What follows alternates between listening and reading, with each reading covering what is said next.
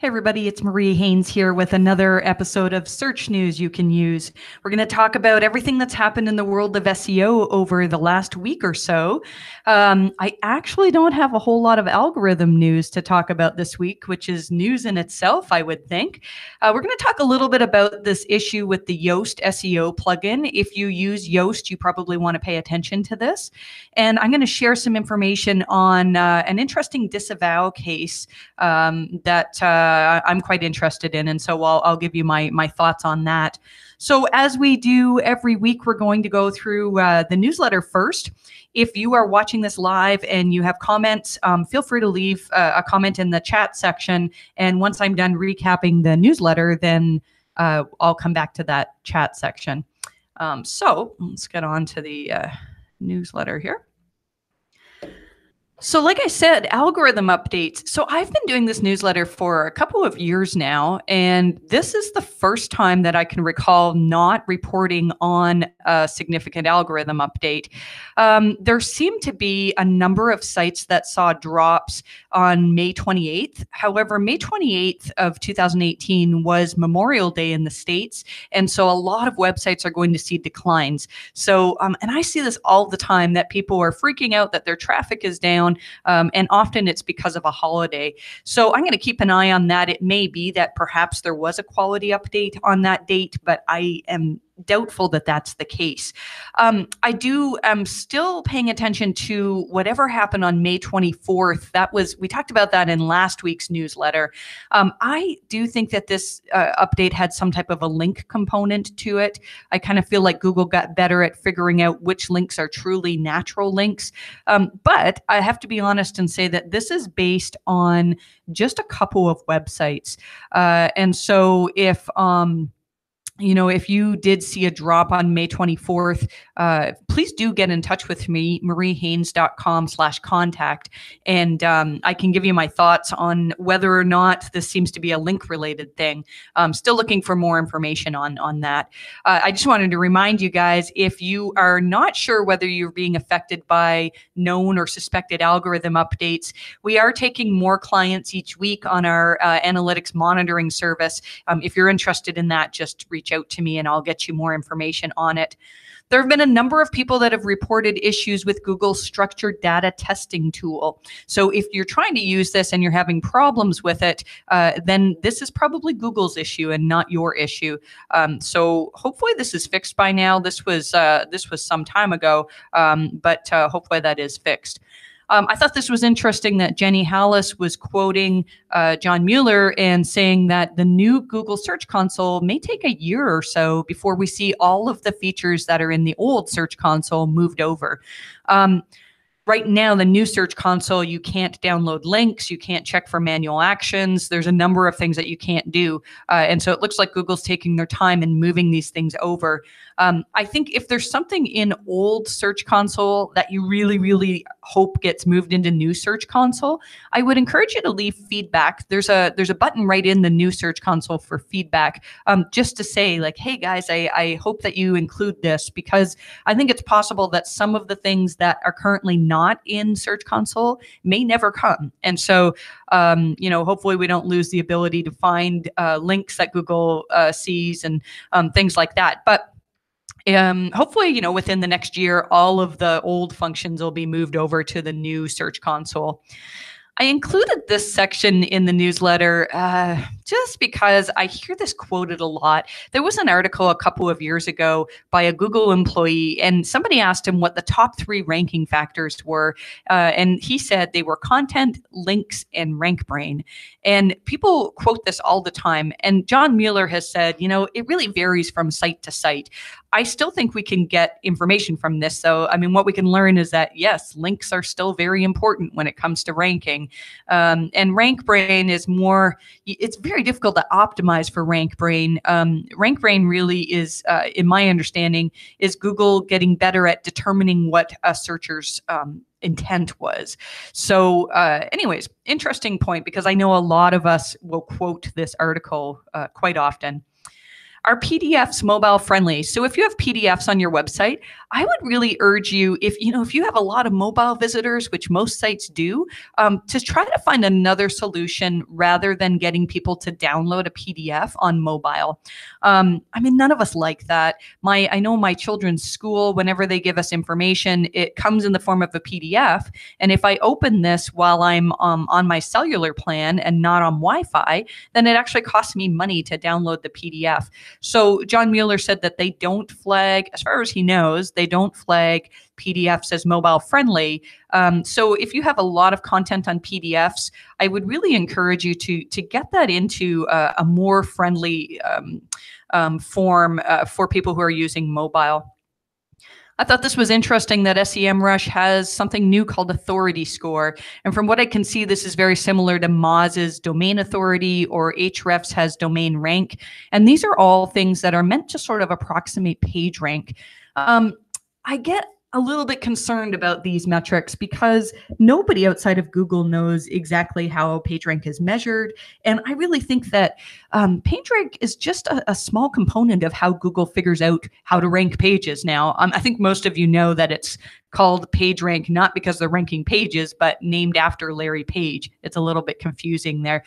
But the point is that, so SEMrush, I love SEMrush. You guys do incredible work. You're probably one of the most valuable tools that I use every day. But I'm not a fan of the backlink analysis. And I know it's really hard to do in an automated way. So my concern is that this authority score, if it's based on SEMrush's assessment of whether you have toxic links, this might not be a fantastic metric. Now, I could be wrong. We'll pay attention to this. I mean, I do still look at DA and DR from Moz and Ahrefs for some things. But I rarely make a decision based solely on those metrics. So something to pay attention to. I mean, SEMrush is doing some fantastic stuff these days. They've got really good content that they've put out, and the majority of their tool is really, really good. But well, let's keep an eye on this this new metric.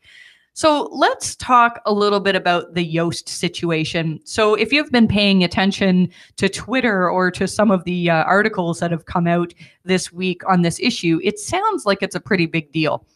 So here's what happened. Apparently, there was an update to the plugin. Let's go back even further. The Yoast plugin is an SEO plugin that if you have a WordPress site, there's a good chance that you're already using it. It's totally free. There is a free version anyhow. It just allows you to change your title tags and control which pages are indexed and which aren't. And apparently, there was an issue in early March that caused a lot of sites to all of a sudden start indexing attachment pages. So these are pages that maybe just contained an image or a video. And the problem is that this all of a sudden put a bunch of thin content into Google's index. And I've said many times that John Mueller has said from Google that when Google assesses quality on your website, they look at every single page that's on the index. And so if you all of a sudden you've got hundreds or thousands or even millions of attachment pages, this could affect Google's assessment of quality.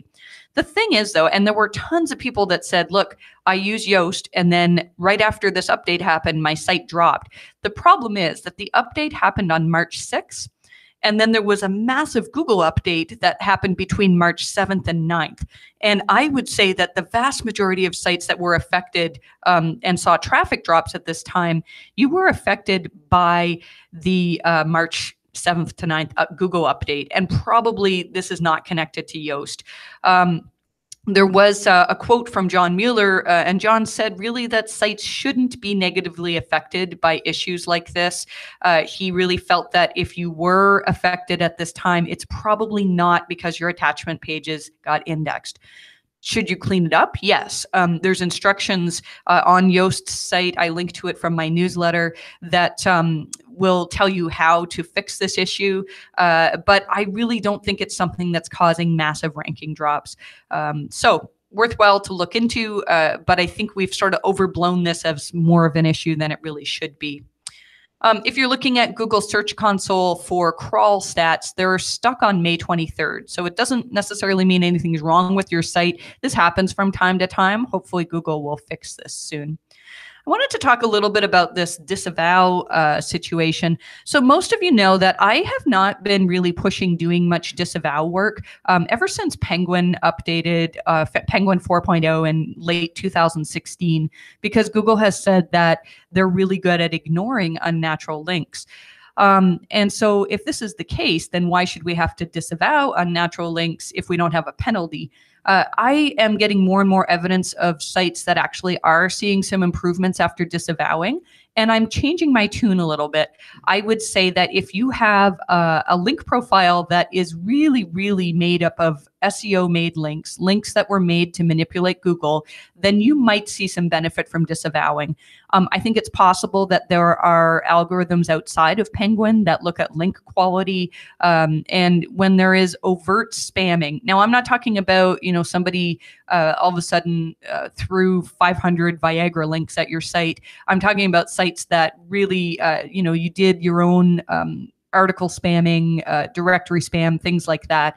And so this particular site had a penalty in the past for unnatural links. And then they moved their site from HTTP to HTTPS and forgot to upload the disavow file to HTTPS. And they, after migrating, they saw a massive drop in rankings.